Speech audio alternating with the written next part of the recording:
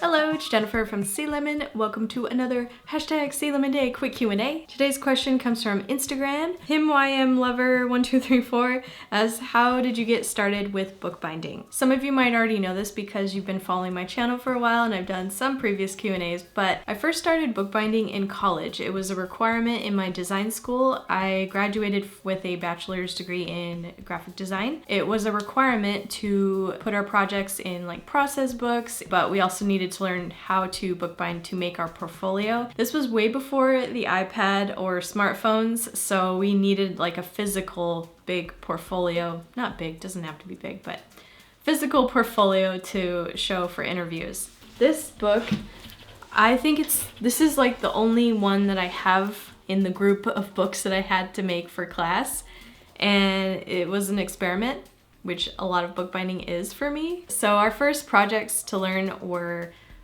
perfect binding and case binding. And this was my first hardbound, case-bound book.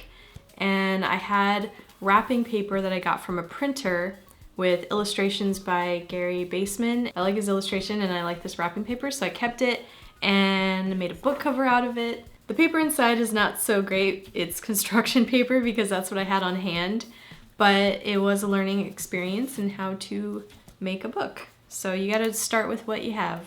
But after college, when I didn't have to do bookbinding, I did kind of miss it, and I like sketchbooks in general. I've always been obsessed with sketchbooks, and now I knew how to make my own. And I continued trying to research more ways to bind books and kind of perfect how to make them and figure out things on my own.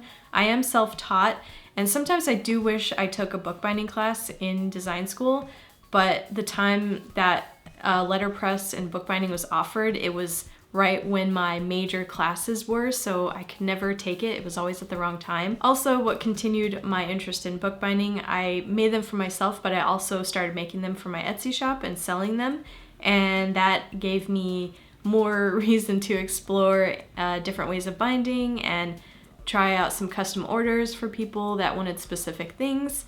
So it just continued from there. And then this YouTube thing kind of showed up and I'm like, maybe I should like upload a tutorial.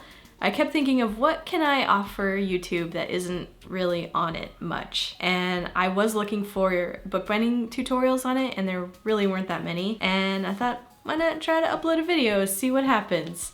And here we are. Because I'm kind of an artist slash designer and I started out doing that, I've always been interested in the book that I'm putting all my ideas and sketches in, so those kind of go hand in hand. And so as long as I'm always interested in making art, I will always be interested in the kind of sketchbook and place I'm putting those things in. That might have been a little drawn out, but that is how I started bookbinding. I hope I answered your question, hymlover1234. And these questions don't have to be just about bookbinding. If you just have a random question in general, maybe I will answer in the next #heysealemon quick Q&A. And if you do have another question, let me know in the comments below. Send it to me on my social links, which I hope you are following. I'll put them right here, also linked down below. And you can check out the most recent video around here. And I will see you guys in the next video. Also, don't forget to subscribe. I will put that up here. Ring the bell so you don't get, ring the bell so you can be the first to get notified for when I post new videos. And I will see you guys in the next video. Bye!